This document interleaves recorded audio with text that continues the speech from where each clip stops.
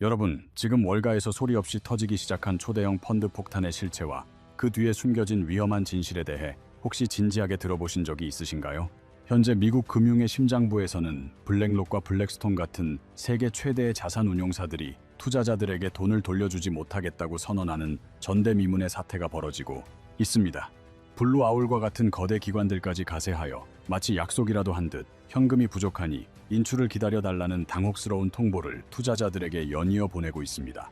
천문학적인 자금을 굴리며 세계 경제를 좌지우지하는 이들이 왜 갑자기 고객의 돈을 제때 돌려주지 못하는 것인지 상식적으로는 도저히 이해하기 힘든 의문이 생깁니다.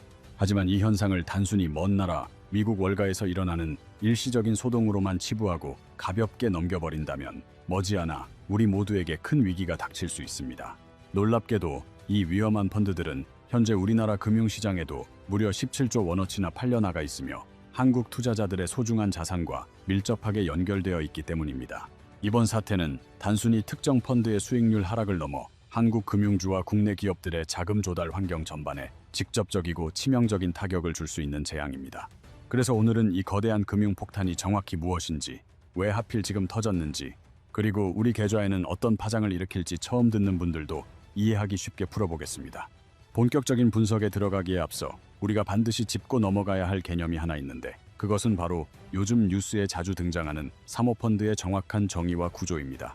사모펀드라는 단어 자체가 어렵게 들릴 수 있지만 사실 그 개념은 우리가 흔히 접하는 일반적인 공모펀드와 비교해보면 아주 명확하고 간단하게 이해할 수 있는 부분입니다. 우리가 평소 주식이나 국채를 사기 위해 가입하는 코스피 ETF 같은 상품들은 시장의 모든 정보가 투명하게 공개되어 불특정 다수에게 팔리는 공모펀드에 해당합니다. 반대로 사모펀드는 대중에게 정보를 공개하지 않고 소수의 거액 투자자들로부터 조용히 돈을 모아 비상장 기업이나 대형 부동산 같은 특수 자산에 은밀하게 투자합니다. 보통 49명 이하의 소수 투자자에게만 자금을 받기 때문에 일반인들의 눈에는 잘 띄지 않는 그림자 시장에서 매우 공격적이고 대담하게 자본을 움직이는 특징이 있죠. 특히 일반 펀드보다 규제가 훨씬 느슨하고 막대한 빚을 레버리지로 끌어다 쓸 수 있는 구조 덕분에 높은 위험을 감수하면서도 압도적인 수익을 추구하는 시장입니다. 오늘 이야기의 진짜 핵심은 이 사모펀드 중에서도 사모신용, 즉 영어로 프라이빗 크레딧이라고 불리는 녀석이 금융 시스템에 일으키고 있는 거대한 균열에 관한 것입니다. 사모신용은 은행 대출 문턱을 넘기 힘든 중소기업들에게 사모펀드가 직접 자금을 빌려주고 그 대가로 높은 이자 수익을 챙기는 일종의 합법적인 기업 대출 구조입니다.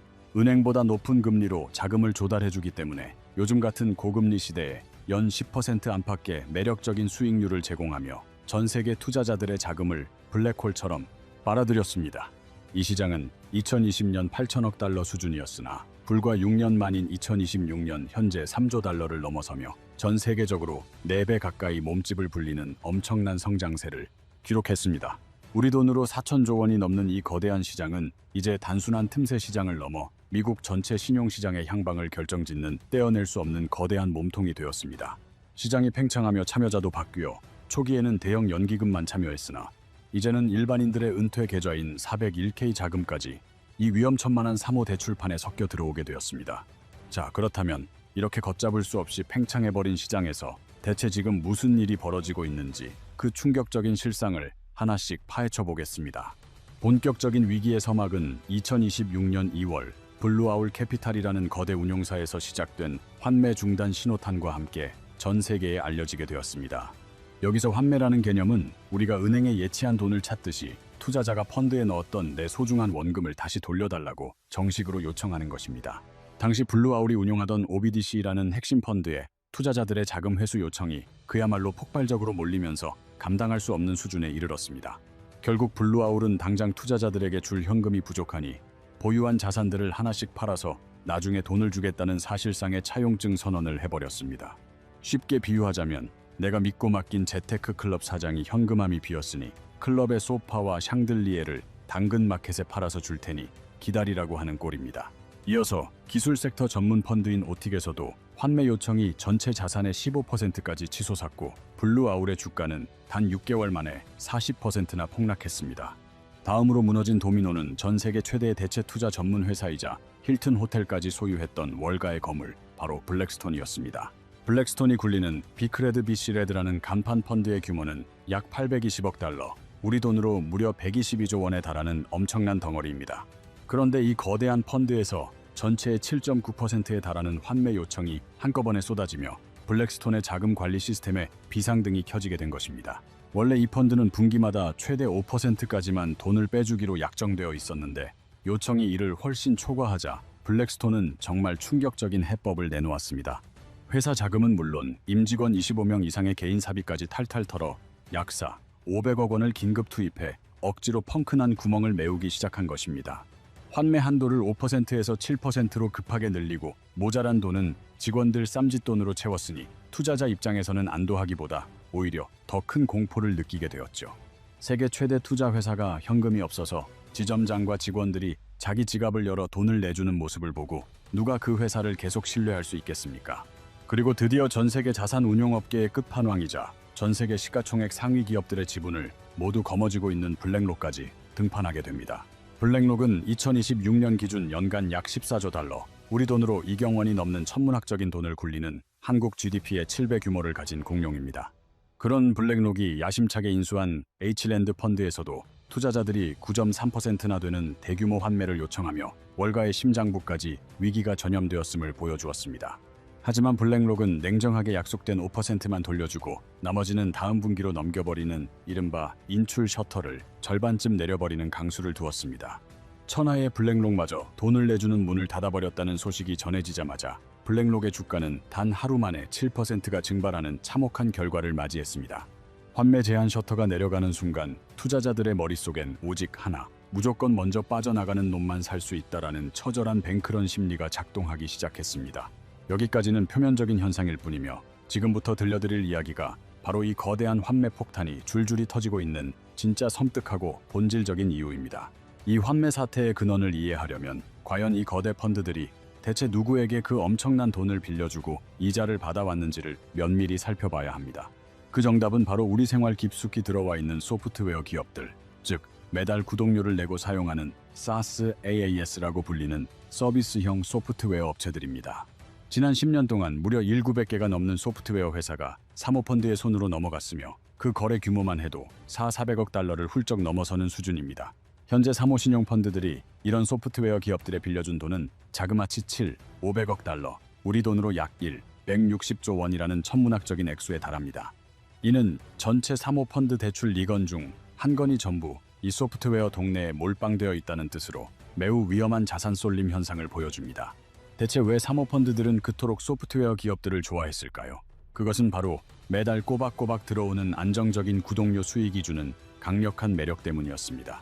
소프트웨어 산업은 마진이 매우 높을 뿐만 아니라 고객이 한번 서비스를 이용하기 시작하면 다른 것으로 바꾸기 힘든 이른바 락인 효과가 매우 뚜렷합니다.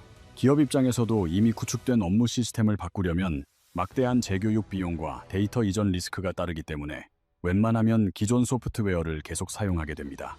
돈을 빌려주는 펀드 입장에서는 이보다 완벽한 대출 대상이 없었습니다. 매달 들어올 현금 흐름이 뻔히 예측되니 그것만 믿고 거액을 팍팍 빌려준 것입니다. 그런데 여기서 그 누구도 예상하지 못했던 기막힌 반전이 터져 나오기 시작했는데 그것은 바로 에이전틱 AI라고 불리는 인공지능 혁명의 등장이었습니다. 단순히 AI 관련 주가가 오르내리는 차원의 문제가 아니라 클로드나 챗 GPT 같은 AI가 기존 소프트웨어가 하던 일들을 스스로 알아서 처리하기 시작한 것입니다. 이는 매달 거액을 내고 청소 도우미를 부르다가 성능 좋은 로봇 청소기를 한 대 사자 더 이상 도우미가 필요 없어진 상황과 아주 정확하게 일치합니다. 프로젝트 관리, 문서 정리, 인사 관리 시스템 등 비싼 돈을 내고 쓰던 기업용 소프트웨어들을 이제는 AI에게 시키면 되니 기업들이 구독을 대거 해지하고 있습니다. 상황이 이렇게 되자 소프트웨어 기업들의 매출은 곤두박질치기 시작했고 당장 빌린 돈에 대한 이자를 낼 능력조차 급격하게 상실해버리는 위기에 직면했습니다. 사모펀드가 믿고 있던 안정적인 수익이라는 담보가치 자체가 AI라는 거대한 파도 앞에 모래성처럼 허무하게 와르르 무너져 내리고 있는 셈입니다. 글로벌 투자은행 UBS는 사모펀드가 빌려준 돈의 25%에서 35%가 AI 때문에 사업 모델이 파괴되거나 영구적으로 대체될 위험에 처했다고 강력히 경고했습니다. 이미 약 70조 원 규모의 대출은 시장에서 사실상 휴지 조각이나 다름없는 부실 채권 수준으로 거래되고 있어 금융시장의 공포를 더욱 부채질하고 있습니다. 신용평가사 피치의 자료에 따르면 2026년 1월 기준 미국 사모대출 부도율은 5.8%를 기록하며 지수 집계 이래 역대 최고치를 갈아치우는 기염을 토했습니다.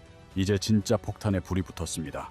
이 문제는 단순히 미국만의 일이 아니라 전 세계 위험자산 전반을 흔들어 우리 계좌까지 직격탄을 날릴 준비를 마쳤습니다. 내가 직접 저 펀드에 투자한 것도 아닌데 나랑 무슨 상관이야? 라고 생각하며 안심하고 계신 분들이 분명 있을 겁니다. 하지만 이건 단순히 옆 동네 상가에 불이 난 수준이 아니라 그 불길이 우리 집 담벼락까지 빠르게 번져오는 매우 긴박한 상황입니다. 거대한 사모펀드들이 흔들리기 시작하면 전 세계의 큰손들은 불안함에 주식 같은 위험자산 전반을 싹 다 팔아치우고 안전한 곳으로 도망갑니다.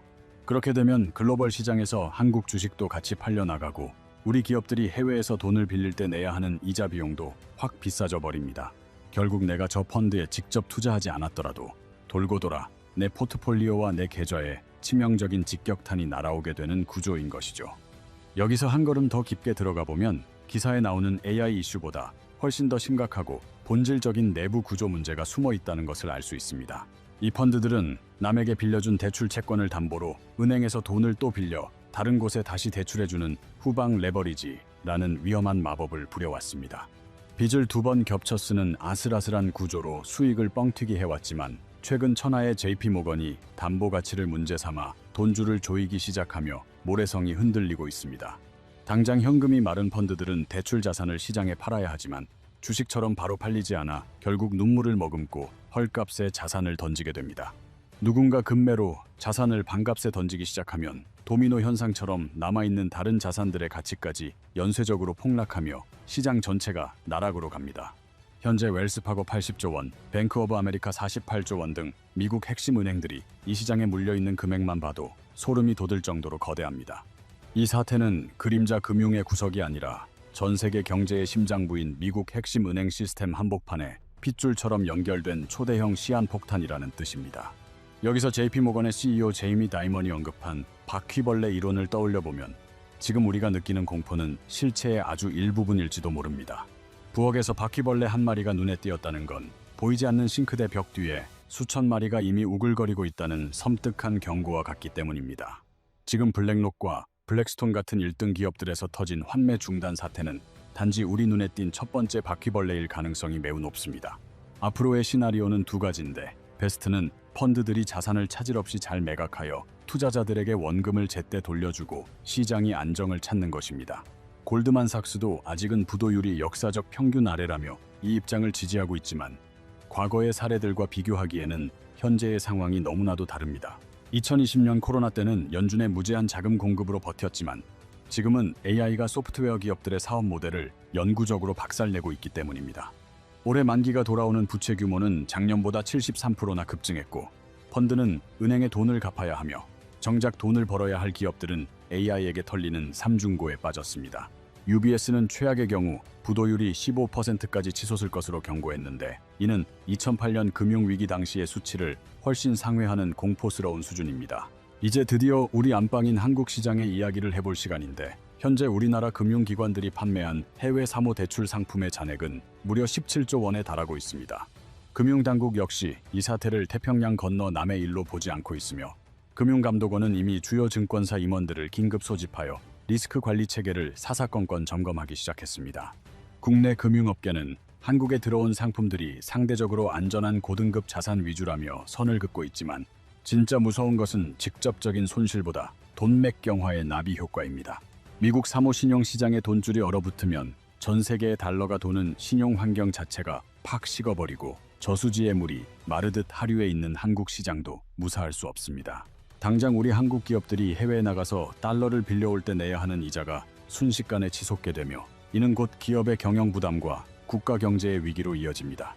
또한 글로벌 큰손들은 공포가 덮치면 주식 같은 위험 자산부터 뒤도 안 돌아보고 팔아치우기 때문에 우리 코스피 역시 외국인 자금 이탈로 멱살을 잡혀 끌려 내려가게 됩니다.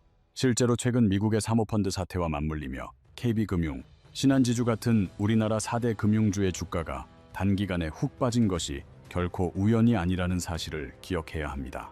결국 내 계좌에 저 미국 펀드가 없다고 안심할 것이 아니라 글로벌 신용 경색의 파도가 어떤 경로로 내 주식 계좌를 덮치는지 그 흐름을 무조건 꿰뚫어 보고 있어야 합니다.